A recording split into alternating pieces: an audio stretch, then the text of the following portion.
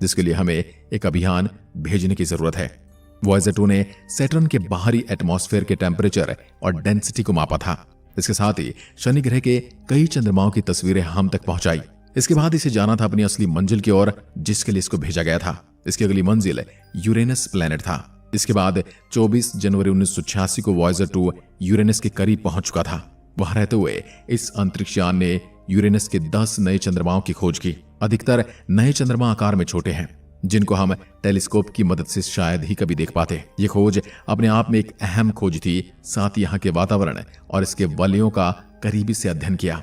इससे इसने यूरेनस के 2 नए रिंग्स की खोज की। आपको बता दें, शनि ग्रह वॉयेजर अभियान से पहले माना जाता था कि केवल धरती पर ही ज्वालामुखी मौजूद है, पर वॉयेजर यानों द्वारा भेजी गई जानकारियों से पता चला कि बृहस्पति ग्रह के चंद्रमा पर भी ज्वालामुखी मौजूद हैं। नासा के सीनियर वैज्ञानिक एड स्टोन का कहना है कि वॉयेजर अभियान ने सौरमंडल को लेकर हमारे तमाम ख्याल गलत साबित कर दिए। पहले हमें लगता था कि केवल धरती पर ही सागर मौजूद हैं, पर वॉयेजर ने हमें बताया कि बृहस्पति ग्रह के चंद्रमा यूरोपा पर भी मोटी बर्फ की परत के नीचे विशाल सागर मौजूद हैं। वॉयेजर यानों ने शनि ग्रह के बारे में भी कई चौंकाने वाले खुलासे किए। उसने शनि ग्रह के छल्लों यानी रिंग्स की कई तस्वीरें भेजी और हमें बताया कि ये शनि ग्रह के उपग्रह टाइटन में हाइड्रोकार्बन के सागर मौजूद हैं, जो ईथेन और मीथेन से मिलकर बने हुए हैं। वॉयेजर अभियान के जरिए हमें शनि के छोटे से चंद्रमा एनसेलेडस के बारे में कई प्रमुख जानकारियों के बारे में पता चला। वैज्ञानिक बृहस्पति ग्रह को कई दशकों से दूरबीन और आंखों के माध्यम से देख रहे थे, लेकिन वॉयेजर 2 ने जुपिटर ग्रह की कई आश्चर्यजनक तस्वीरें हम तक पहुंचाई, जिनमें हमें विशालकाय लाल धब्बा नजर आ रहा था, जो कि जुपिटर ग्रह पर चलने वाला एक बहुत ही बड़ा तूफान है। इसके साथ ही जुपिटर पर कई छोटे छोटे तूफान होने के भी हमें संकेत मिले। जब यह जुपिटर के पास से गुजरा तो उसने वहां की तस्वीरों को अपने कैमरे में कैद कर लिया।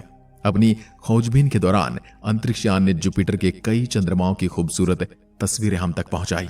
सबसे ज्यादा हैरान करने वाली खोज जुपिटर के चंद्रमा आयो पर सक्रिय ज्वालामुखी थी, जिससे निकलने वाला लावा और धुआं सतह से 300 किलोमीटर तक फैला हुआ था, जिसकी अधिकतम गति 1 किलोमीटर प्रति सेकंड थी। इस वोल्केनो से निकलने वाले पदार्थ गंधक, ऑक्सीजन, सोडियम जुपिटर ग्रह से लाखों किलोमीटर दूर तक पाए गए हैं। गैनीमेड, जो कि सोलर सिस्टम का सबसे बड़ा चंद्रमा है, वॉयेजर 2 ने जाते वक्त इसकी सतह पर 2 तरह के मैदान अपने कैमरे में कैद किए। एक क्रेटर यानी कि गड्ढों से भरा हुआ, और दूसरे भाग में कई सारे पहाड़ थे। यहां से अपनी खोजबीन के बाद यह अंतरिक्ष यान शनि ग्रह की ओर रवाना हो चुका था। काफी दूरी तय करने के बाद वॉयेजर 2 25 अगस्त 1981 को शनि ग्रह के निकट पहुंचा था। आज अगर सौरमंडल में जीवन की सबसे अधिक संभावना कहीं मौजूद है तो वो शनि ग्रह के चंद्रमा एनसेलेडस पर है। वॉयेजर यानों से ही हमें पता चला कि शनि ग्रह के चंद्रमाओं में अपार संभावनाएं छिपी हुई हैं। प्लेनेट पर बृहस्पति के विशाल लाल धब्बे के जैसे विशाल गहरा धब्बा देखा। पहले से एक बादल समझा गया, लेकिन असल में ये बादलों में से एक बड़ा छेद है। इसके बाद वॉयेजर ने नेपच्यून के मून ट्राइटन का भी अध्ययन किया। इसके बाद इस अंतरिक्ष यान का ग्रहों की स्टडी का अभियान पूरा हो चुका था। अब इसे निकलना था एक अनंत यात्रा की ओर, एक ऐसे रास्ते पर जिसको पहले किसी ने नहीं देखा था, जहां सिर्फ अंधेरे और ठंड के सिवा, आवारा उल्कापिंडों के सिवा कुछ नहीं मिलने वाला था। पर उम्मीद है एक दिन कोई सभ्यता इसे देखेगी और हमारा संदेश उन तक पहुंचाएगा। दोस्तों, सूर्य से बाहर की ओर बहने वाली हवाओं से सौरमंडल के चारों ओर एक बुलबुले जैसा घेरा बना हुआ है।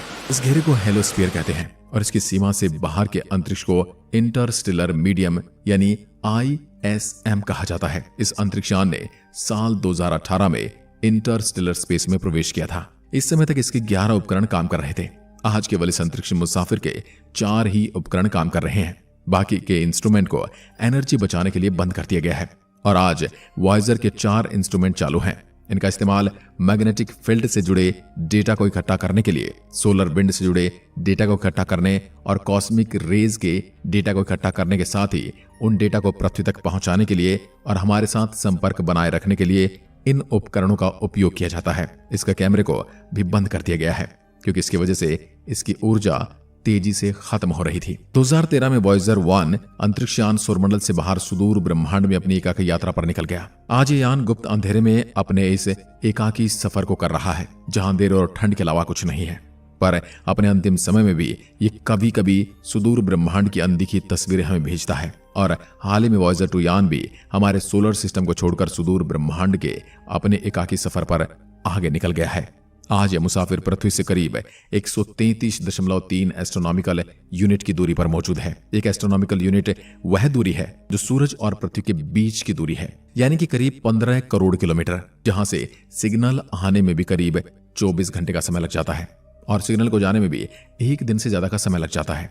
आज भी वॉयेजर यान के सेंसिटिव एंटीना इस सिग्नल को रिसीव करते हैं। उसके बाद वॉयेजर अंतरिक्ष यान 20 वोल्ट का एक सिग्नल हमारी पृथ्वी की ओर सेंड करता है, जो इस घोर अंतरिक्ष में यात्रा करता हुआ कमजोर पड़ जाता है और जब तक इस सिग्नल हमारी पृथ्वी पर आता है, इसे डिटेक्ट करना काफी चुनौतीपूर्ण हो जाता है, क्योंकि सिग्नल की फ्रीक्वेंसी काफी कमजोर हो जाती है।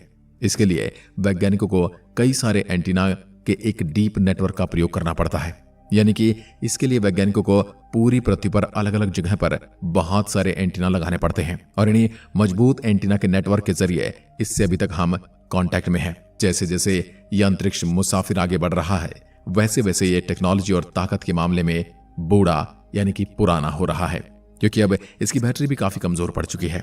यह अंतरिक्ष यान प्लूटोनियम से पावर्ड बैटरी की मदद से अपने काम को कर रहा है, जो प्लूटोनियम के डीके से पैदा हुई हीट एनर्जी को इलेक्ट्रिक एनर्जी में कन्वर्ट करते हैं।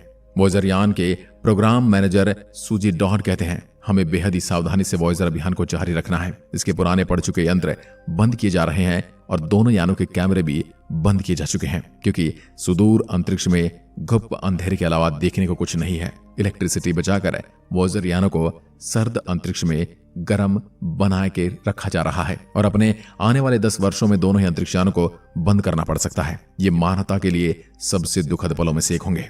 हालांकि तब तक ये दोनों ही यान अपनी बेहद ही दिलचस्प जिंदगी का सफर पूरा कर चुके होंगे। दोनों ही अंतरिक्ष यान आने वाले कई सालों तक अंतरिक्ष में ऐसे ही मौजूद रहेंगे। इनके इंस्ट्रूमेंट को तो बंद कर दिया जाएगा, लेकिन इनके सफर को नहीं रोका जाएगा। इनका सफर फिर भी इस अनंत ब्रह्मांड में जारी रहेगा। शायद किसी और सभ्यता को मानवता के दूत मिल जाएं, फिर वो इन यानों में लगे ग्रामोफोन रिकॉर्ड के जरिए मानवता का संदेश पढ़ सकें। वॉयेजर अभियान के जरिए ये दोनों अंतरिक्ष मुसाफिर अंतरिक्ष में हमेशा के लिए अमर रहेंगे। दूसरे शब्दों में कहें तो वॉयेजर अभियान ने मानवता को हमेशा के लिए अमर कर दिया है। आज की वीडियो में बस इतना ही। आपका क्या मानना है? क्या कोई ऐसी एलियन सभ्यता या सिविलाइजेशन एक दिन जरूर इन यानों को पकड़ लेगी और उनसे हमारे रिकॉर्ड को लेकर हम तक कोई संदेश पहुंचाएगी, या फिर यूं ही ये गुमनाम अंतरिक्ष में कहीं खोकर रह जाएंगे? कमेंट में लिखकर जरूर बताएं। एक बार फिर मिलते हैं, तब तक के लिए नमस्कार, जय हिंद, जय भारत। मात्र रिंग्स यानी छल्लों वाला ग्रह नहीं है, यूरेनस के भी छल्ले हैं, पर ये छल्ले शनि ग्रह के छल्लों के मुकाबले बर्फ के छोटे छोटे पार्टिकल से बने हुए हैं। यूरेनस के 5 बड़े चंद्रमाओं में से सबसे अंदरूनी मिरांडा नामक चंद्रमा पर 20 किलोमीटर गहरी नहरें पाई गई हैं, जो भूगर्भीय हलचलों से बनी हैं। इसके बाद यह मुसाफिर अपनी अगली मंजिल की ओर चल पड़ता है, जो कि नेपच्यून प्लैनेट था। काफी टाइम अंतरिक्ष में यात्रा करने के बाद यह यान 25 अगस्त 1989 को नेपच्यून के पास पहुंचा। अब यह यान सौरमंडल के अंतिम छोर पर मौजूद इस अद्भुत दुनिया पर आ गया था। धरती से ली गई अब तक की तस्वीरों में नेपच्यून काफी छोटा और धुंधला नजर आ रहा था, मगर जब इसे पास से देखा गया तो यह एक नई चीज सामने आई। वॉयेजर ने नेपच्यून